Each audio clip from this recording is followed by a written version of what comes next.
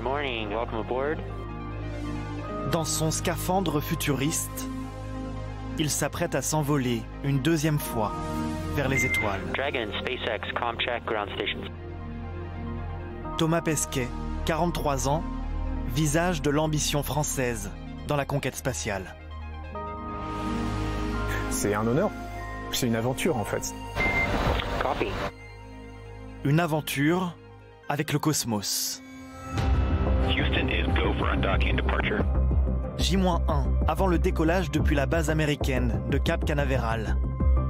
Cette fois, l'embarquement se fera à bord d'une fusée SpaceX, la société du milliardaire fantasque Elon Musk. Tous ceux qui ont en eux l'esprit d'exploration devraient aimer ce qui se passe aujourd'hui. Grâce à SpaceX, la NASA peut désormais se passer des Russes pour envoyer des hommes dans l'espace. 3, 2, 1. Ignition. Lors de sa première mission en 2016, Thomas Pesquet avait dû décoller depuis le Kazakhstan, à bord de la fusée russe Soyouz. Et voilà Thomas. Thomas has just come in the station and Peggy. Arrivé à la Station spatiale internationale, il partage sa joie avec les terriens. J'ai un peu du mal à y croire moi-même, mais apparemment c'est pour du vrai, donc on a hâte de se mettre au travail, et puis on est super contents. Un enfant dans l'espace, Suivez-moi.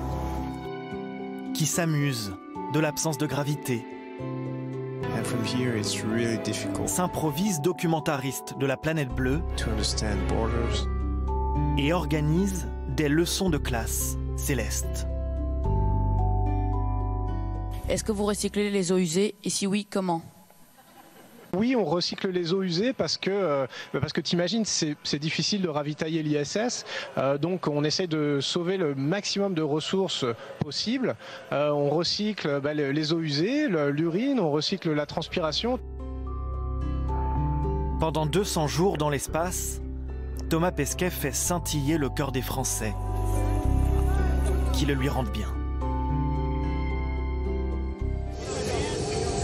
5 ans plus tard, après une année de préparation, l'astronaute français s'apprête à quitter à nouveau la Terre pour 6 mois. Je pense que physiquement, ça va très bien se passer. Mais par contre, mentalement, oui, c'est plus difficile. C'est plus difficile parce que on sait à quoi on s'expose. En fait, la première fois, on part à l'aventure. On sait que ça va être difficile parce qu'on vous l'a dit, parce qu'on l'imagine, parce qu'on est capable de le comprendre, mais on ne sait pas exactement à quel point. La deuxième fois, on sait exactement à quoi on s'expose. Quand on a déjà couru un marathon, on sait que ça va faire mal. Là, c'est exactement la même chose. À bord de la station internationale, il mènera plus de 200 expériences scientifiques, notamment sur les cellules souches et les blobs. Le blob, c'est un organisme unicellulaire qui peut atteindre plusieurs mètres carrés. L'idée, c'est de mesurer l'effet de l'impesanteur sur le comportement du blob. La deuxième mission cosmique de Thomas Pesquet. Héros populaire sur Terre et désormais commandant de bord de la station internationale dans l'espace.